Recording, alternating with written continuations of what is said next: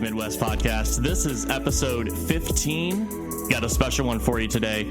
Wes, we're at 15, right? You can't count past 3, no idea. Shit. Okay, well, we're just going to roll with the punches and assume it's 15. Here to execute episode 15 is your host, Kevin, alongside Wes. Howdy. How we doing, man? I'm doing okay. How are you doing? Doing pretty swell. Doing pretty swell. Yeah.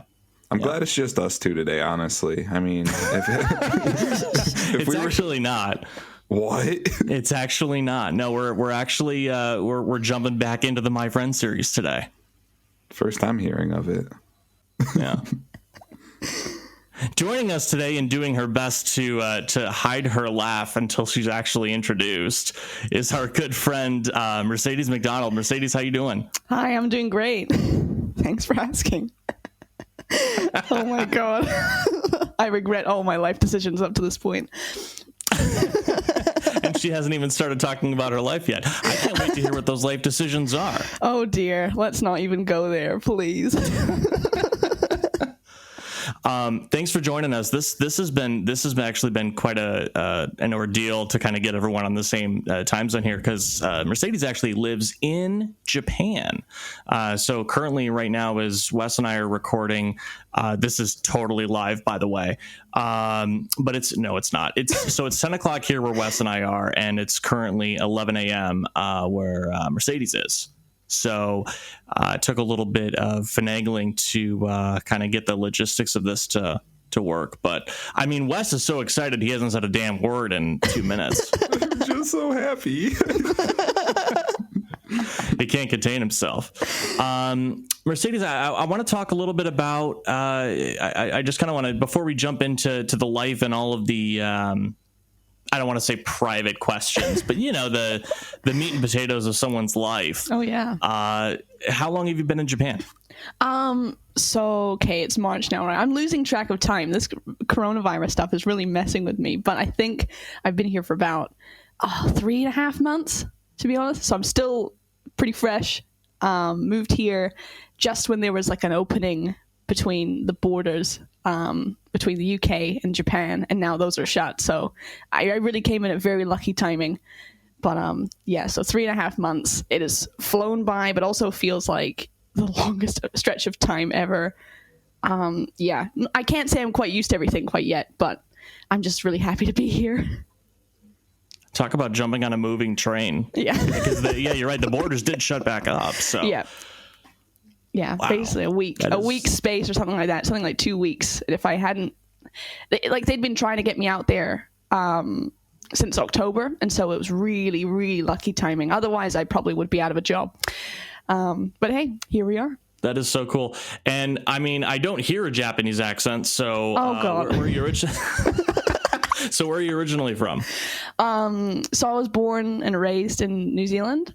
I stayed there till I was 14, and then I moved to Scotland, a tiny village on the northwest coast called Glenelg, with my mum and my 3 brothers. And yeah, that's probably about it. Are you the youngest? No, I'm the oldest of the set. Maturity level, probably a bit lower than you might expect.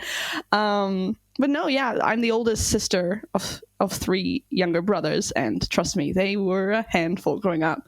But my mom's a single mom, and we love each other very much, and so I'm really lucky that I have them in my life, to be honest. That's really cool. I don't have any brothers personally, but Wes does, so I'm sure he kind of feels you on the. Growing up with brothers is tough.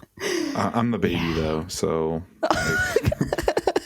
I have to imagine whether you're the older or the younger brother, though, Wes, it's really probably just the same. You have a brother to deal with. I suppose. I don't know. I've never had a sister to deal with, so. You suppose? I mean, I'm trying to produce empathy for you here, man. Don't need none of that. I'm trying to produce empathy, and you're like, I don't need none of that shit. Jeez.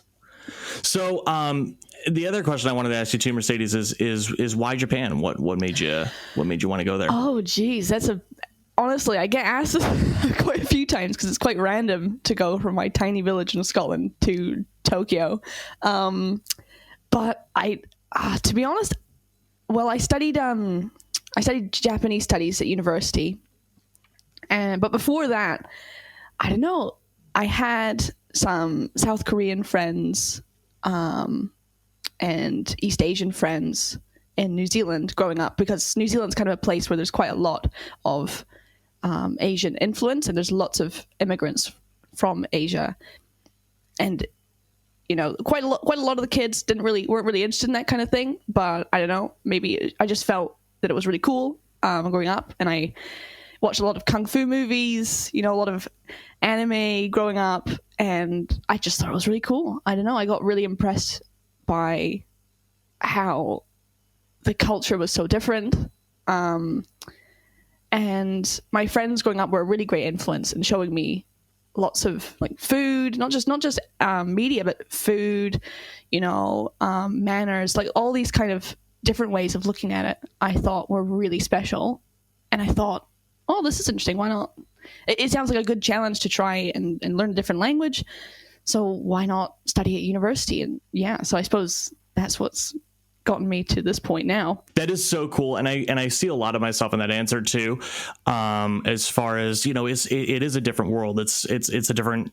Well, obviously, it's a different part of the world, but it's a different culture. There's tradition, there's values, there's God, the food. God, do I echo you on that? Like nobody knows how to make curry like the Japanese do. Holy shit! But yeah, I really do echo a lot of that, and I know Wes definitely feels the same way. I guess the other thing I should probably ask before we really dive right in is how the hell the three of us know each other. Yeah. Wes actually met Mercedes before I did. So Wes, how the hell do we know Mercedes? Long story short, we were in a dorm building together, went to the same school, studied abroad at the same time, just by chance. I guess we're both degenerate enough to like end up in a group hanging out with one another. And fair enough. Yeah, something like that. Maybe I don't know if I explain it better. I mean, it's your episode, Mercedes. Let's All right, let me try put my spin on things. All right, so I remember meeting Wes on my first week, I think, living in a dorm in Tokyo, and I was feeling completely, well, obviously jet lagged, sleep deprived, a bit unsure of what to make of living. I was basically set to live in Japan for that year, and I wasn't sure what to expect. My Japanese is still half baked. I don't have any friends in Tokyo, so I was kind of just desperate to meet some other folk I could at least relate with or talk to. And luckily in the dorm there were a lot of people who spoke English, which gave me a huge sense of relief and comfort, knowing that there was a space where I didn't have to struggle through my broken Japanese just to say hello, but that I could actually relate to people, and also people from different countries. So not only I was used to meeting people from Europe, but meeting Americans was actually quite new for me. And so I meet this guy. If you maybe misfits is the right word to use. Some lovable misfits in the dorm, and we just started chatting, and the drinks started flowing, and we just go out and explore at nighttime, just go for a walk. Probably against the dorm rules entirely, but hey, it was great. It was great fun. Yeah, that's probably how I first met Wes, and how me and this group of friends, we just started to build a really strong bond. Being foreigners in a different country where the language is different, you really start to treasure the people you have in your life at that point. Yeah, and you end up building some sort of camaraderie, because at the end of the day, you all have that common ground of like, yes, we're all from different parts of the world, but we have some common ground, and you kind of use that to bond and stay together when you're facing something uncertainty, like going to a completely different continent. I want to ask, is Wes the first American you ever met? I can't say he's probably the first American I ever met, but he was certainly one of the loudest. All right, I'm gonna just see my way out. I mean that with all the love and respect I can offer. Everybody listening to this podcast right now is like, what the fuck? I know. Shocker. Yeah, I will say, like, he's made a really big impression on the dorm, but he was certainly just his hijinks. He's just getting up to all kinds of trouble. I think one of our first nights, maybe he like overturned a table or something, or threw a table across a room. I think Shocker, Ivan I and I know. were wrestling. Yeah, wrestling, whatever you could call that. Like, crawling on the floor. Wes, you were on the wrestling team for Rikkyo University, right? Yeah, I practiced with them. Ivan, another good friend of ours, was in the dorm, and I think both of us got a little drunk and wanted to wrestle. I don't know. There was no hard feelings, but some tables might have went flying. A little bit of sexual tension in the room, perhaps. Oh my! Between you and Ivan. It's amazing what that drink that you guys all had when I was out there gets you. A strong zero, right? Oh, the classic. Anyone knows. Anyone who goes knows. It's the best, you know. Strong like 9%. You'd think 9% isn't that bad, and then you're down two tall boys, and then the magic really happens. My first experience with Strong Zero is when I first got to Japan, which is I went to Japan for 10 days while Wes and Mercedes were studying abroad, and so that's how I met Mercedes. Far less interesting story, but I remember Wes met me at the bus stop. I got off the plane and had to take a 45-minute bus into Ikebukuro. And I met Wes at the bus stop, and he literally pulls out these lemon Strong Zeros out of his backpack, and I was like, oh, is this some kind of soda? He's like, no, dude, this is like Four Locos but better. And I was like, oh dear, cool, all right, so that's how we're starting off this vacation. Sounds great. It's 3:00 in the fucking afternoon, but whatever. Yeah, So. Did you black out at 5 p.m.? No, I didn't actually. Not quite. No. I was lucky enough to not have blacked out the entire time I was there. Not that I was drinking the entire time, but So it was because of the gas station fried chicken. It's the counterbalance to all the Strong Zero. God, I miss the chicken. You wouldn't. It sounds so weird. I'm sure it sounds so weird for someone who's never been to Japan to hear us talking about how glorious fried chicken from a corner store is. But it really is just you can't give any of us shit until you've tried it. Okay, just spend the money on the flight and the hotel and just go and just when $2 and when you get to customs, just say you're there for the family chicken. Okay, for Family Mart chicken. Sail on through, just smooth sailing through border control. I just want to try the fucking corner store chicken. That's it. And then I'll go home. I get a lot of flack actually for saying Family Mart is the superior convenience store. What was the other one? I don't remember. There's Lawson's and 7-Eleven, right? Lawson's was pretty good. Oh, there's loads. So, yeah, sorry. Family chicken it's unbeatable, and anyone who knows. The family chicken is just the best, guaranteed. Yeah. I mean, I remember when Wes was trying to make a big deal out of it, and I genuinely just I don't think I judged him. I definitely was like, "Are you sure? Like, are you just hungry? Like, are you sure about this?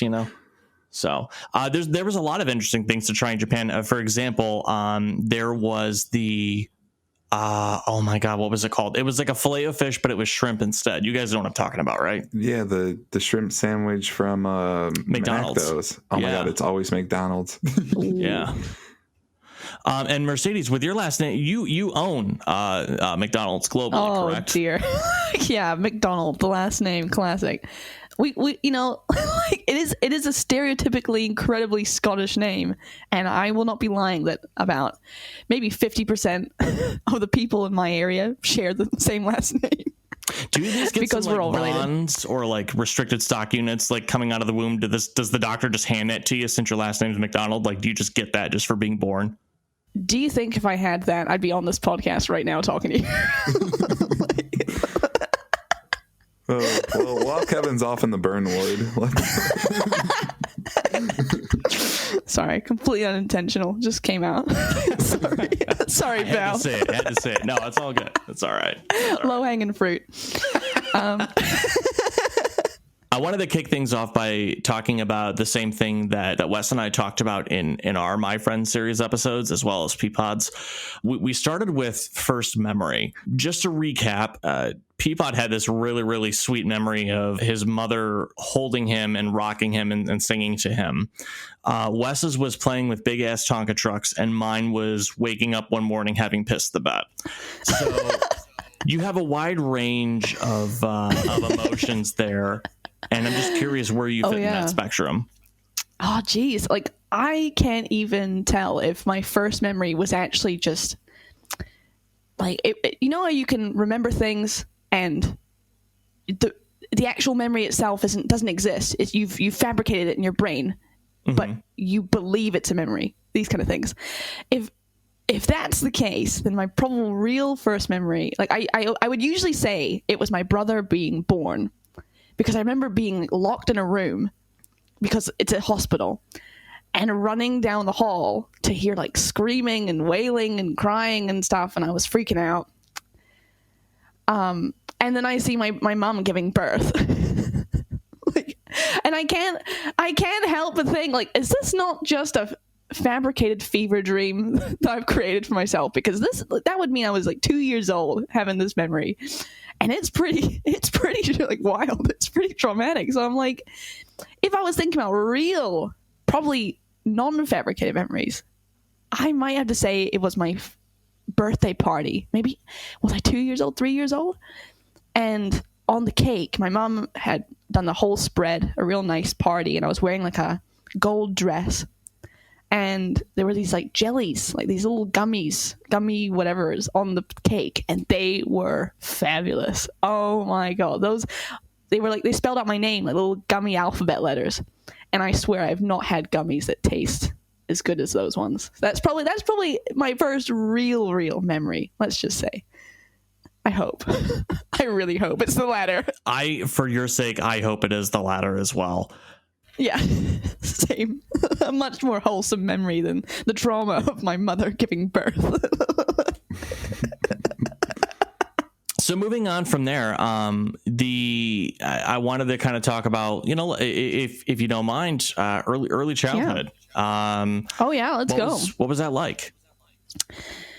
I mean, it's probably not that interesting. I don't know. I actually have quite few memories, like very few memories of my early childhood, beyond like vivid, like the gummy bears and the cake, or kind of memories. I was going to say that was very detailed. Like, I just have these flashes of vivid memory. Maybe that's the same with everyone, actually, because I think that a lot of people go through certain, like, they have just these vivid memories. Like, I have one where I was on the pier. I went to a trip to my homeland, Scotland, or maybe just it was some in the UK. Maybe I was in Brighton Pier, and they have all these fair rides and stuff, and it was snowing, and it was that eerie quiet, when it's snowing and you can't hear anything else, and it was by the sea, and it was at nighttime, and I could see the glow of all these, like, the night, and there's lamps, like the glow of all these lamps, and I had this massive, like, the stuff that toffee apples are made out of, like the kind of like the toffee, like a massive heart-shaped red toffee lollipop, and I could look through it. It was sort of like almost transparent, and I could look through it and look at the rest of it, and it was just it was a really nice, like, stuff like that, like real vivid memories that just pop out from time to time. Other than that, though, I have almost no memory of anything going on. So just to give you the basic rundown of the facts, like I've got 3 brothers. When I was in my early childhood, I got the next one who came along. Apparently we were all good, and then my second brother came along, and that's when my oldest brother started getting a bit crazy, probably with the jealousy or something like that. But I had a big family growing up. Like, well, not super big, but six people in a family, 4 kids. That's quite a lot for people to deal with. It's quite a herd. When you go into the supermarket and you've got like 4 crazy sugar addicted kids running around stalls, like, but yeah, I mean, I was in a very rural area. I lived in a small town called Twizel, about 1,500 people, something like that, but it's this beautifully picturesque, like, middle of the South Island, New Zealand. Think, where Lord of the Rings was filmed? That was it. Like, that was this middle of this basin, just circled by these beautiful mountains, beautiful lakes. Just a really beautiful place to grow up. I felt really lucky to be always surrounded by that nature. And it gave me a really strong sense of importance attached to how you got to stay attached to. Well, I think living in a city, you kind of forget that, the color green exists. Especially living somewhere like Tokyo, it makes me think back to my early childhood, and and how I used to play in forests and rivers and lakes and all this kind of stuff. It's really precious. But other than that, I don't have many memories of that early time. I remember when I started school, like, but I don't know, does that count as early childhood? Sure it does. Yeah, absolutely. Yeah. Yeah, I mean, are we talking about like kindergarten or? Kindergarten was a good time. Kindergarten was like, you know, just go draw some, you know, go make some paintings and go play outside. You know what I mean? It wasn't that rigorous instruction, you know? Just and New Zealand's quite, at least where I lived, it was incredibly laid back. There weren't many expectations placed on kids at a very early age. It was just like, you know, find yourself. Like just live your life. Just like, go out and play. Just live your dreams, man. And so I know it was really good, but I think I do have this vivid memory of accidentally, like, I got like another kid went up to this other kid and like we wanted to play a game with him, and they started tugging on his arm, and then she said, "Oh, it'd be really funny if you tug on his other arm," and we just like mess him around, and I was like, okay, because I'm a bit of a gullible, pretty stupid kid. And then he falls over and he starts crying, and I go, "Oh my God, I'm a bully." And I run to like the top. I'm a bully, and so I ran to the top tower of this wooden like castle thing, and I just start bawling my eyes out. I just go, "Man, I've just committed like the cardinal sin.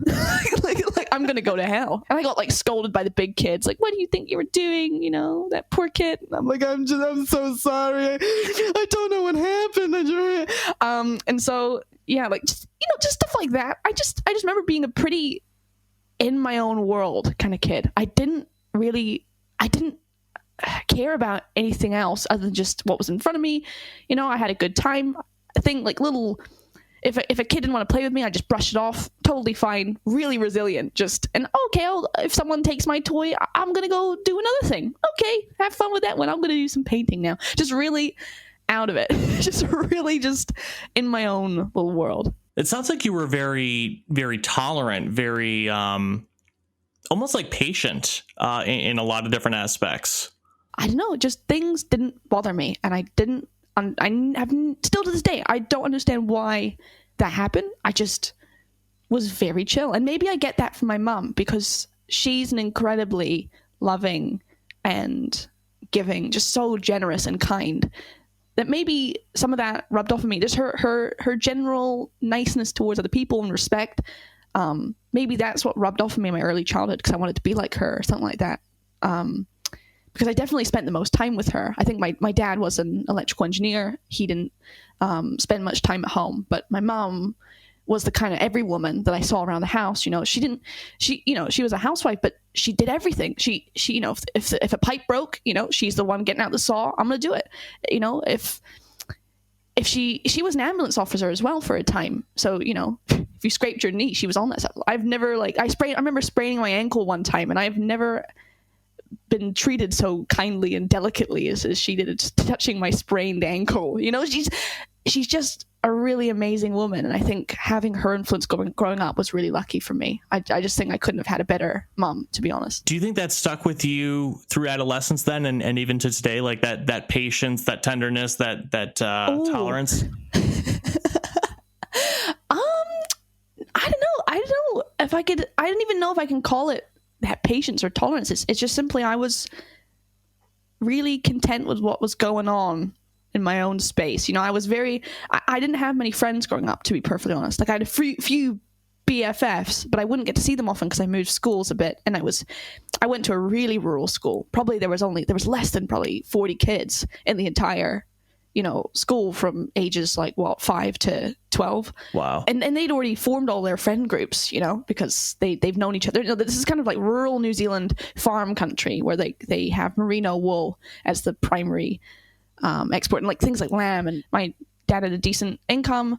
You know, mom was able to be a housewife and take care of 4 kids without any problems, you know, and we had extra money that my dad had sort of saved to, you know, he would spend it on kind of frivolous purchases potentially, but you know, I could say that I was even a bit spoiled growing up. You know, if I went to every month we'd go to the biggest town because you really can't buy much in this tiny little town of like 1,000 people.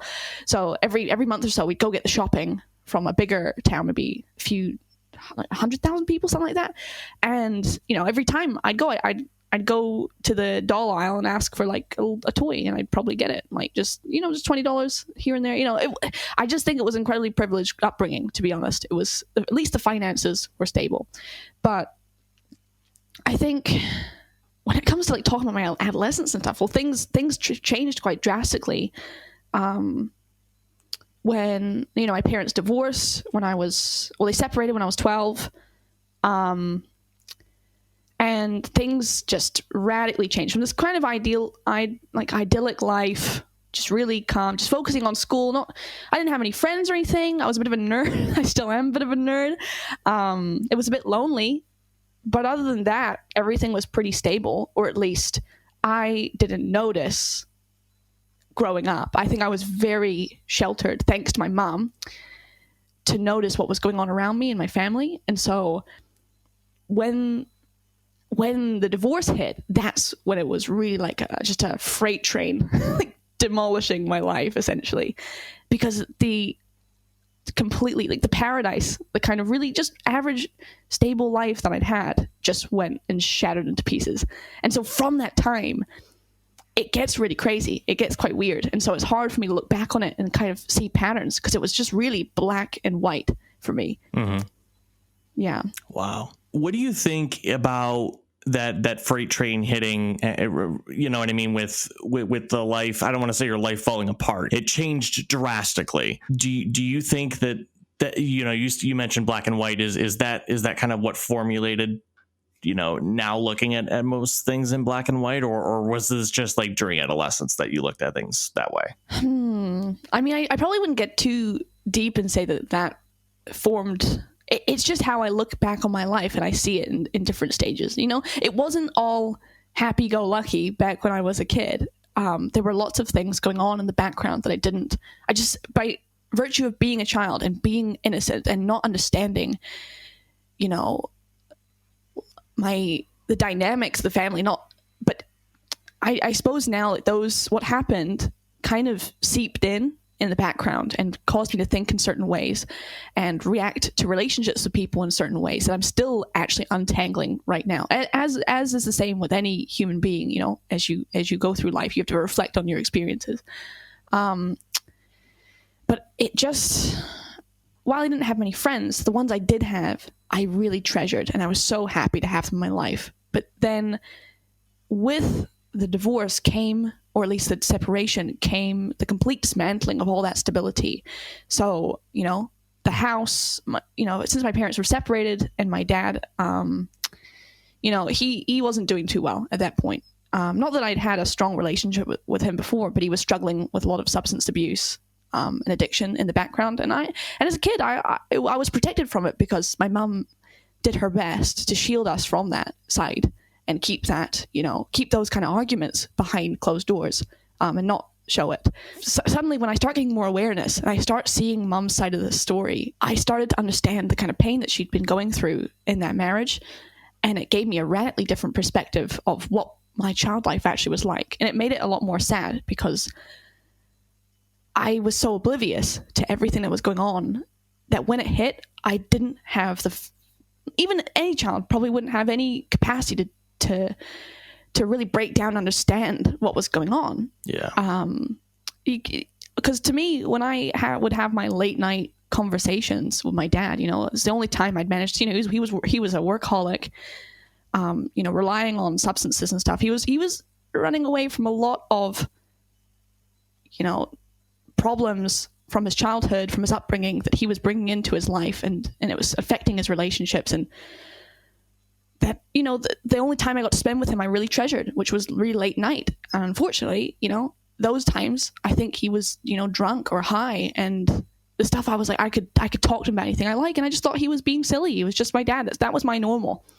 But now looking back on all these memories, it's all tainted with the knowledge I have now, which makes it just kind of heartbreaking. I just, and just thinking about my poor mom dealing with all this stuff, and my dad going through some stuff now. I mean, we don't talk now.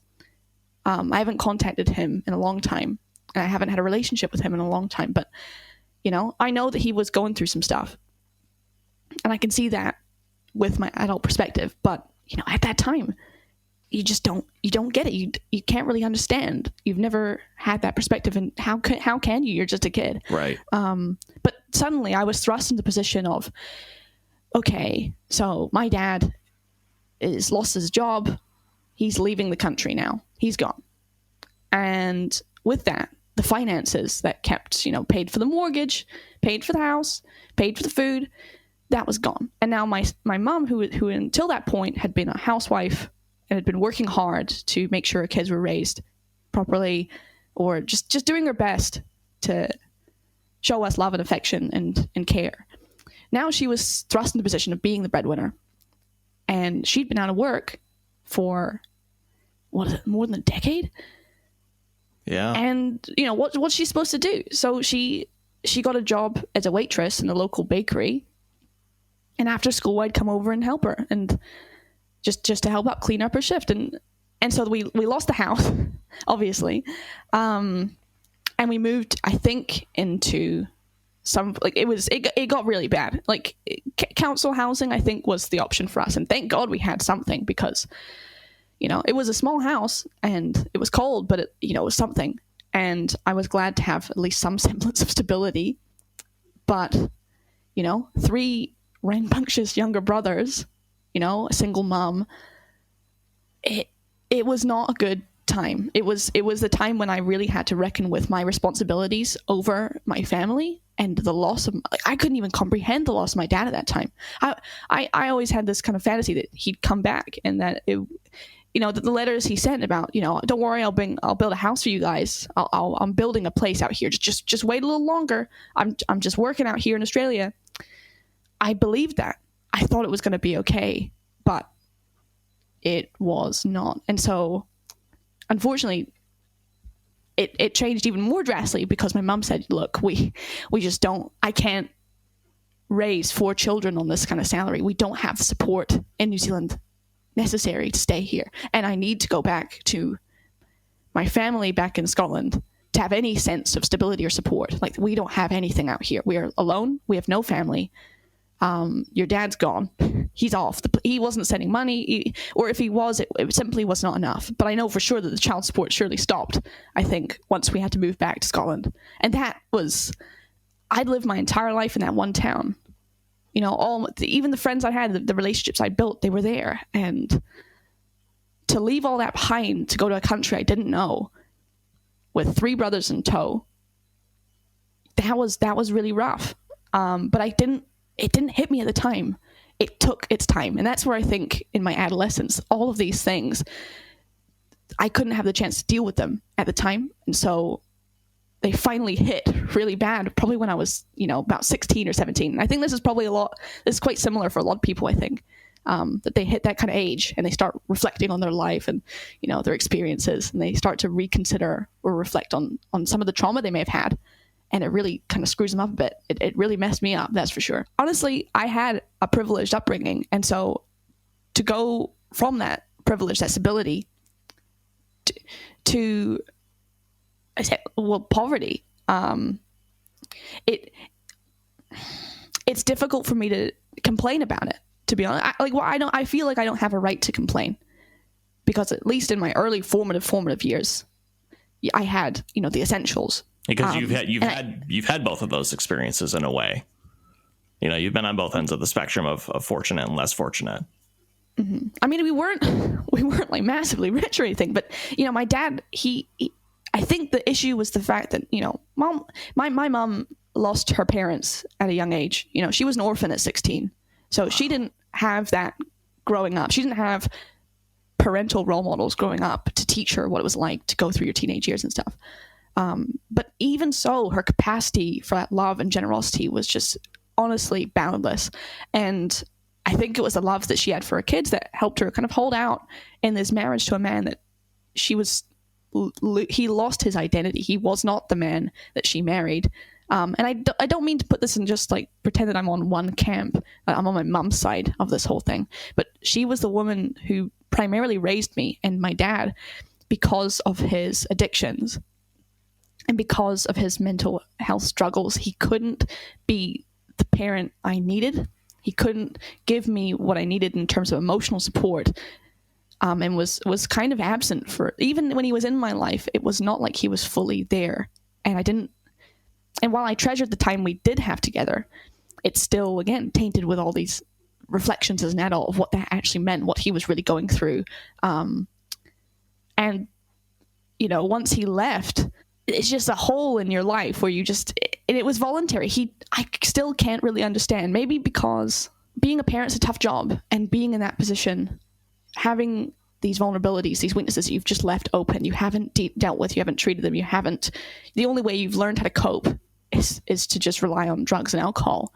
I can see why being responsible for 4 children is just not, it's just not the right place to be. And in some ways, I think that him leaving might have been a positive thing, because dealing with all that stuff in my adolescence might have been a bit too much. It was already a lot, but what I really can't understand is, I suppose it's the same with it's not uncommon for single mothers to raise families nowadays. You know, it's never been uncommon, but it's still hard as a child observing this situation from afar, loving and caring about your mom who's raising you and is doing her best. You still see the strain, you still see the stress that puts in a family. And so that was a massive, kick up the ass for me to go, look, I need to do something about this. I don't have much, but I need to step up. My mom needs me to do something, and we don't have anyone else. When I moved to Scotland, we lived in a caravan for the first few months, and eventually we managed to sort of upgrade to a tiny little cottage that was owned by my uncle, to, just giving us a helping hand. Like, I cannot tell you how much that helped to just have a house, but it was a radical change in the space of maybe 1 or 2 years to go to a completely different country, completely different financial circumstance, completely different family dynamic. And you've got 3 young children who are, including, I suppose you could say, including myself, who are struggling to figure out what to do, in this new environment with a dad that's gone and a mom that's is under so much strain to just keep things together and pay for the bills, just pay to keep the lights on and keep your kids fed. It's a lot. It's not that it's difficult for me to talk about. I've had to tell the story quite a few times in my personal relationships and to myself to get it out and to figure out what actually happened. Why do I feel the things I do now? Why do I have this reflection upon it? But it was really at 16, 17, going into this new system, new country, new expectations, new education system. There's all this pressure now. Because until that point, I'd been a very good student. I was very diligent, probably because I was a bit of a nerd and I really enjoyed school. And obviously, that made you a little bit of a target for bullying and stuff, but it never really got to me that deeply. It never really, I was perfectly content again in my little world until it just went pop. And suddenly I was exposed to the things that I'd been sheltered from a long time. And I was exposed to the responsibility of having a responsibility I never asked for and probably never wanted.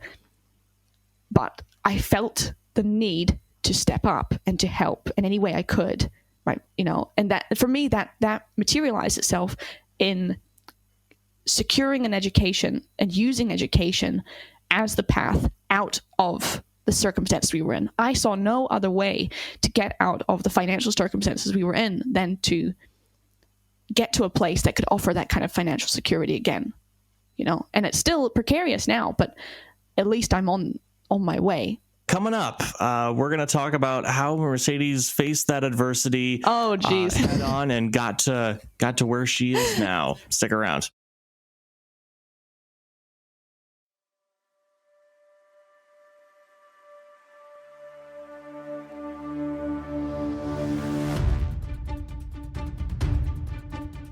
Welcome back to the Life Midwest podcast. On the other side of the break, the only podcast where we interview people who have never even heard of the Midwest until they run a show about the Midwest. Here to host that show. I don't know.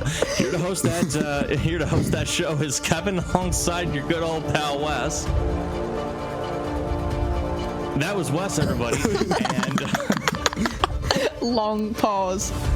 And of course, we still have our good friend Mercedes with us as well. You still doing all right? Yep, doing fine. Thank you for asking. Yep, just airing it out. Airing out all that dirty laundry. Flop it in the wind. Hey, if you're looking for ways to support us, we do have Patreon that's live. We'd love to hear from you over email as well, support@thelifemidwest.com. You can literally write us an email about anything. Just say, hey, we'll be flattered. Wes will love it, I promise. Wes would probably love a blank email, but I can't send it because then he'll know it's from me. You can reach out to us at all the at our socials at the Life Midwest. You can DM us if you have questions, things you want to chime in about, anything we covered in the show. That's segments you've heard and you're like, man, I thought that was really shitty, and then we just won't do that segment anymore. I don't know. We're really looking for feedback right now. Leave us a review on iTunes. We have 4 5-star ratings, and we're looking for more. Yeah, anything really. Go ahead, inscribe a tablet in the desert and forward it to us, direct it at us or something. I don't know, stones on a beach. Just contact us. We wanna have that human connection with you. I don't know what he's asking for, but Mercedes, I do want to continue on with our. I know we got pretty deep talking about the teenage years and that sense of. I don't know. I don't want to make it sound like overly dramatic because this obviously isn't like a drama series or anything, but that sense, I get the sense of like betrayal of like, not my life is a lie, but obviously it's just like there were things that I didn't notice that were going on. And I think there's probably this sense of guilt that I think that I would feel, but I'm also very harsh on myself for no reason. So I think everyone would probably interpret that differently. But I think about those struggles that you've been through and kind of how did that pivoting towards a different direction in your future, like you had mentioned before the break, talking about like education and was you knew that was your way to change your situation. How did that kind of come to fruition? Talk about those feelings and what you were going through during that? The education thing, like as I said, I'd always really taken to school really well because the attitude in my rural school in New Zealand was really quite laid back, really just like, guys, it's winter time and it's important you get out, so Fridays we're going to offer skiing, let's go, who needs school? It was just really encouraging, and so you were able to do a lot of stuff both in and outside of school. When I moved to Scotland, it was a little bit different because the education system was a lot harsher, was a lot more rigorous than what I was used to. And so while I was doing well in school, really well in school, just decent, average, bright pupil back in New Zealand, that kind just went crashing down. And again, with it, the confidence, the only thing I was kind of good at was reading and answering teachers' questions like a smarmy little teacher's pet.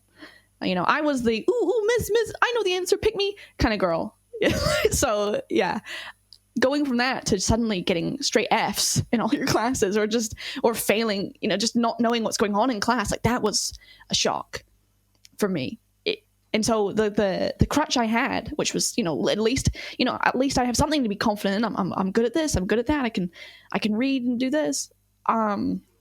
That just went as well. And so, geez, I'm like, what at that age, tender age, like 14, 15, you're just going through a little bit of stuff, puberty and all that jazz.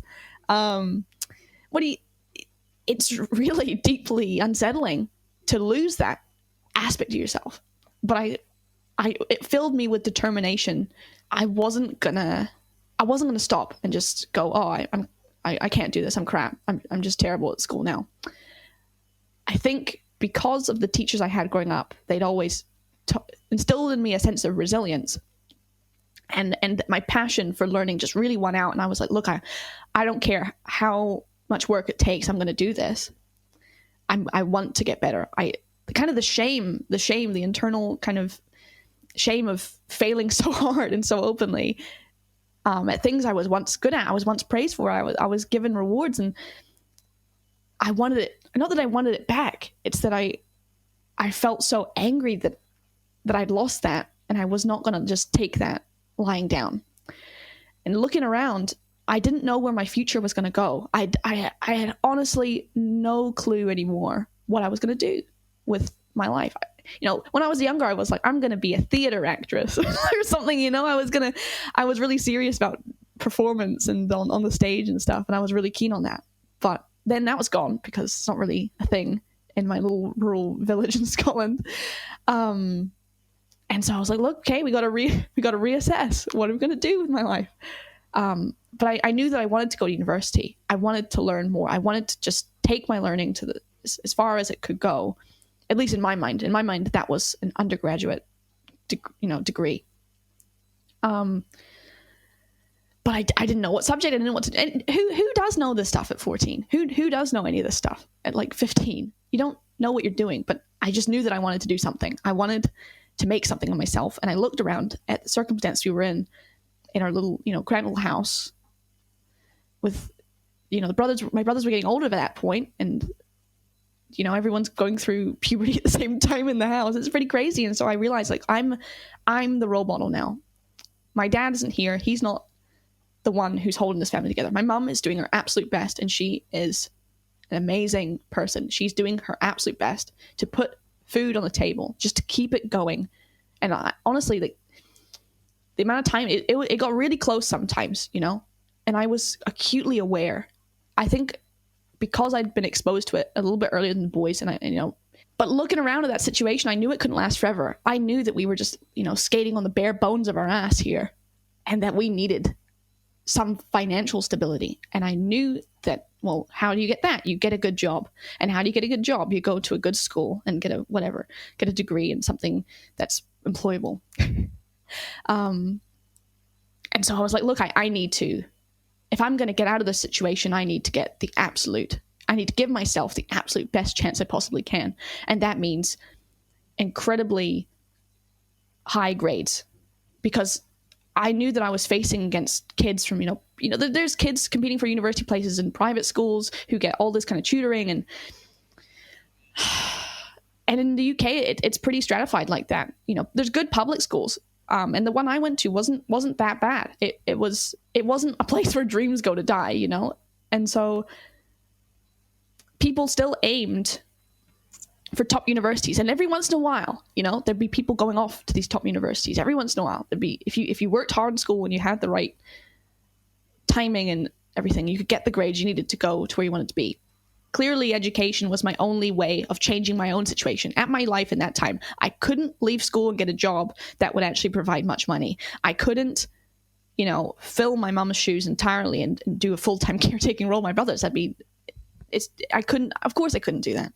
So for me, in my little world, I saw one way to change the situation I was in, and that was clinging on to my education for dear life and investing every ounce of effort and time into that venture. I wanted to show my brothers that if you put your mind to it, if you put the effort in, that things that seem unattainable are still possible, even if we're poor, even if we don't have money, even if we have literally nothing to our name and no advantages in terms of material sense. That if you can use this education system as your means to get out, it's still possible. And it was grueling. This is an education system, however, that prioritizes hard work, and that, a lot of it's memorization, a lot of it's marking schemes. What do the markers want me to say? What do they want from me? Not what's the right answer? How do I figure out, most creatively, like how to solve this problem? It doesn't reward that kind of thinking. It rewards the kind of thinking that's, okay, what do they want? How do I give it to them? How many hours can I invest in memorizing this content to give them what they want so I can get that A?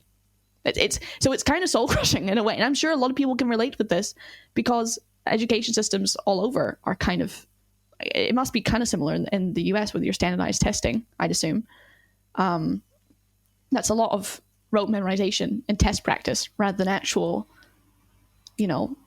problem solving, you could say. And so that's what I did. I just spent the hour. What else was I going to do in this village? And in fact, being in a village was incredibly beneficial for this sense. It was incredibly boring. There was nothing else to do. And yeah, while a lot of people, myself included, would go out, party, drink underage, that's just part of the culture. If you want to fit in, that's simply what you have to do. And even though I was, a complete straight arrow, just that stuff's illegal. I'm not going to do that, guys. Complete nerd dweeb. Even I succumbed to that pressure because I was so desperate to fit into this new place, which was quite isolating and kind of hard to deal with. But still, even though no matter what was going on, I sat at my desk. I tried my best to push through all of the pain and the sadness and whatever to get out that work, just to work hard. I didn't even know where I was going. I couldn't even figure out in what direction I was going. I just knew that I needed to give myself the best possible chance. And that's basically what I did for about 3 years. Solid grind, like just complete focus on trying to get as high grades as possible so that I could stand a chance of trying to help my family in future. Because at that point, I knew my mom, like, what was my mom going to do for a pension? What was she going to do for a retirement? We were barely just living, month to month, paycheck to paycheck. And even then, it was still incredibly precarious. If anything goes wrong, there's not much you can do. And so I knew that we needed something. And so I looked around. I'm like, well, there's not really any other option than me doing it because I'm the oldest and I'm the one who's the most aware at this current point. So I'm the only one who has the chance to really take up the mantle and do something about it. What an amazing feat it is to work your way through a situation in which you've been thrusted into that you are not in control of. You are not in control of being thrusted into. However, you make this focus about controlling what you can control, controlling how you react to that situation that you are not in control of, and having this, I can't crack. I have to be strong for my brothers, my mom. I have to, there's this underlying responsibility that we feel as the oldest of our siblings, and I'm the oldest of my siblings as well, and so I definitely understand that sentiment that you carry. Although definitely, not having those same struggles, but also realizing that, having struggles different from somebody else doesn't invalidate your own. I think that's a really important thing to touch on. And I know that's something that's very important to you, Mercedes. But I also, I just want to commend you for like such a, I know you said you're still turning, this chapter, turning this page, and you're kind of setting yourself up that groundwork to be able to go back and say thanks to your mom and obviously, look after your little bros and all of that. That's not a job that we have to take and that we don't necessarily readily sign up for, but God damn it, you sure did. I suppose I want to make kind of clear that I just don't want to sit here and talk about my life in this kind of sad way and pat myself on the back when, the work's still going on and I've still got more to improve. And even where I've come so far is only the result of other people investing in me and caring about me enough to help me out. It's not something I had to do all by myself. I also, like, my whole life, all of my thoughts, every action I take or make is relevant to how I'm going to become financially stable, not only for myself, but like for my mom. And you and I have a somewhat similar situation in that regard, where I had a single mom raise, some rambunctious kids. Not the exact same thing, obviously, but yeah, Wes was much worse. Yeah. 100%. But I think Wes's experience seems a lot harder than mine. You know what I mean? Seems a lot more, like stuff you had to deal with. Yeah, mine was hard, but Jesus, fun. I don't think mine was too hard. Damaging, sure, but like at the time, like damaging, traumatic, sure, but not hard. It goes back to like the perception of the thing. Like maybe you don't know how bad a situation is when you're in. It wasn't until I was an older child, like adolescent, teenager, approaching damn near adulthood, that it all came crashing down on me. So like your self-awareness of the situation from a younger age, kind of feeling it out and having to deal with that, you could argue that we had similarly or equally bad experiences. I don't know. Tell us a little bit more about life these days. I know you're in Japan. I know you're there with Kaoru, which you haven't introduced yet, if you'd like to do that. Oh, geez. Okay. Wow, this is like a completely different topic. It seems like we've just gone from like the depths, the bowels of my childhood experience, and now how's it going? Geez, okay, so I got a job in Japan. Again, incredibly lucky to be employed during an incredibly economically. Are you allowed to uncertain say period. who you're employed by? Am I? Probably not. Probably. I'm gonna play it safe and not reveal. But it is in the video games industry, gaming industry. Which is a huge jump for me because, to be honest, growing in my adolescence, I was so focused on study, and including during university, I was so hell bent on trying to climb that educational ladder that I just didn't give myself the free time, the space to enjoy other things like games. So for me, it's quite strange to now be thrown into an industry which is essentially entertainment. And now being allowed, like, actually part of my work is to analyze and study these games, which it's huge for me actually, because it's kind of like my free time and my work time have now kind of become a little bit more similar, which it's never really happened for me before. So I'm really lucky to have that. But yeah, like coronavirus in Japan, it's not as hard to deal with, I think, compared to the UK. The UK right now is in an incredibly tough position with incredibly strict lockdowns, whereas Japan's quite not entirely relaxed. I can't go out. I'm not going to go to the club or do anything. You're not really allowed to meet with people, beyond big groups and everything, but people are pretty chill, and people do tend to go about their daily lives. A lot of people are working from home. So right now I'm working mostly from home. And that experience, like I'm sure a lot of people can relate, is incredibly isolating. And we've been in this now for like a year. So yeah, starting work, my first ever job, missing my graduation ceremony, having an online Zoom for my graduation, and now conducting most of my work through, Microsoft Teams. It's a bit crazy. But yeah, I got an apartment. I'm trying to settle down a little bit, just get some roots started here. I don't have a huge amount of friends in Japan. I'm still, and God, it's hard to meet people during a global pandemic, and make actual friends. So my usual of just going down to the local bar and meeting some folk is just out the window now. But yeah, I currently live with my boyfriend called Kaoru. He's a bit older than me. He's a Japanese guy. He also works in the entertainment industry, I suppose. He does like 3D computer graphics stuff. So, but no, yeah, my life's pretty boring right now, to be honest. Like, apart from like work is great. I'm really enjoying my first ever job, but geez, my day-to-day is probably no more interesting than anyone else's, to be honest. How do trains work in Japan these days? What do you mean how trains work in Japan? The same as they do anywhere else?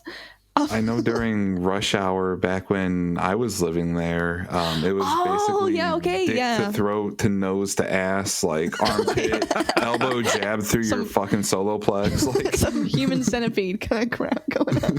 Oh, like geez. Legit. No, don't worry. The trains are a lot more chilled out.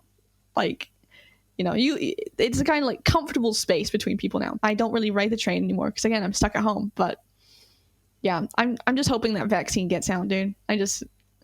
We've been through this enough already. I really hope that this can come to an end soon. But honestly, life in Japan is pretty relaxed. It's pretty chill. People are, of course, wearing masks, using, hand gel and hand sanitizer everywhere.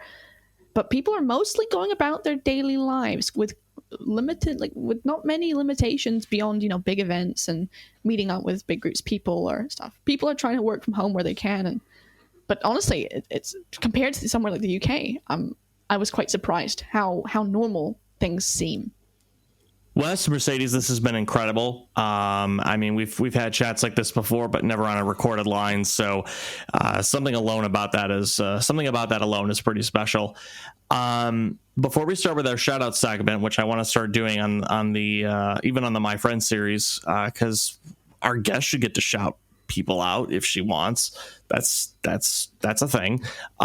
Did you have anything else you wanted to throw out there, Mercedes? Anything you wanted to add or say? More just like kind of, I just hope people can kind of keep it together while these vaccines come out, because right now is a really tough time for all of us, let alone dealing with whatever past stuff you've got. Like, dealing with all this right now in this juncture is incredibly difficult. So just kind of, all I want to say is just hang in there, basically, to everyone. Hang in there. It's going to be all right. Let's hope so. All right, folks. It is time now for my favorite part of the show, our shout outs. I'd like to give a big shout out to, forgot to mention earlier, Derpidoo at the $5 Patreon level. Congrats again. I think we mentioned it on last week's show, but congrats again on the baby, the healthy baby girl. Sending you well wishes and all that good stuff. I want to give a shout out to Japan. Japan. Just the whole country of Japan. Yeah, just the whole country of Japan. I want to give a shout out to the company that Mercedes works for that we can't, that we've chosen not to name. I want to give a shout out to McDonald's since her family owns them.